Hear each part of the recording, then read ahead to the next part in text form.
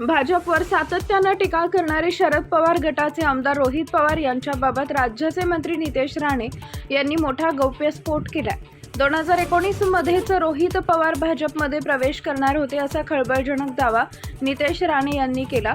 पत्रकारांशी बोलताना राणे म्हणाले की रोहित पवार आज भाजपवर टीका करत असले तरी त्यांनी पूर्वी भाजपमध्ये येण्यासाठी प्रयत्न केले होते। त्यांच्या या वक्तव्यानंतर राज्याच्या राजकीय वर्तुळात चर्चांना उधाण आले। दरम्यान नितेश राणे यांनी महायुतीतील मतभेदांवरही भाष्य केले। प्रहार संघटनेचे नेते बच्चू कडू यांना अप्रत्यक्ष इशारा देत महायुतीत कडूपणा आणू नये असं सांगितले।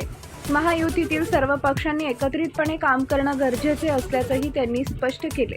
राणे यांच्या या वक्तव्यामुळे राजकीय वातावरण तापलं असून रोहित पवार यांच्याकडून यावर काय प्रतिक्रिया येते याकडे सर्वांचं लक्ष लागलंय। तसेच महायुतीतील अंतर्गत समन्वय आणि विरोधकांवरील टीका यामुळे आगामी राजकारण अधिक रंगण्याची शक्यता व्यक्त केली जाते। नाही की 2019ला रोहित पवार येत होते ना भाजप बरोबर, सगळी बोलणी झालेली होती। म्हणून एवढं भारतीय जनता पक्षाबद्दल द्वेष हे रोहित पवारांच्या तोंडी चांगलं वाटत नाही।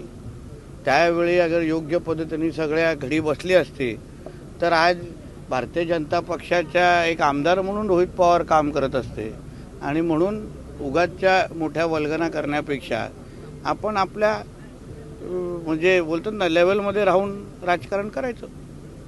बच्चू कडू असं म्हणतात की महाराष्ट्राचा सर्वे केला तर मुख्यमंत्रीपदासाठी एकनाथ शिंदेना जास्त पसंती मिळेल। आता त्याच्यावर आता त्यांनी कुठले सर्वे करणार, काय सर्वे करणार। आज राज्यामध्ये महायुतीचं सरकार आहे। आदरणीय मुख्यमंत्री म्हणून देवेंद्र फडणवीस साहेब अतिशय सक्षम पद्धतीने काम करत आहेत। त्यांनाही एकनाथ शिंदे साहेबांचा अतिशय चांगला पाठिंबा आहे।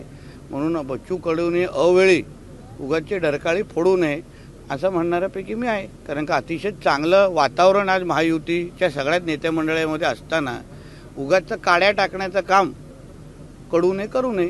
किंबहुना गोड आमचं सगळं चालणाऱ्या गोष्टी याच्यामध्ये कडूपणा बच्चू कडूने आणू नये। साहेब, पार्थ पवारांनी काल मुख्यमंत्री साहेबांची भेट घेतली होती आणि सध्या राष्ट्रवादीत जे अंतर्गत वाद सुरू आहे त्यामुळे भेट घेतली चर्चा सुरू। बघा, आदरणीय मुख्यमंत्री साहेबांना हे कुटुंब प्रमुख आहेत राज्याचे। म्हणून कोणालाही कुठलंही संकट असेल, आधार असेल, त्यासाठी सबकुछ देवा भाऊ हेच आमच्या राज्याचं वातावरण आहे। सगळे काय प्रश्नांची उत्तरं हे फक्त आदरणीय देवेंद्र फडणवीस साहेबांकडेच असतात। सिंधुदुर्ग जिल्ह्याच्या पर्यटनामध्ये आणखी एक मानाचा तुरा लावला जातो। गुलजार बोट जी आहे ती उद्या समुद्रामध्ये बुडवण्यात येते। हे एक महत्त्वाकांक्षी प्रकल्प आमच्या महायुतीच्या सरकारचा आहे।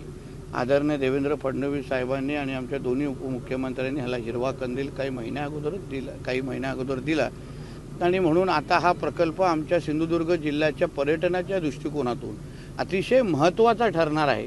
मी हाही विषय या निमित्ताने स्पष्ट करीन।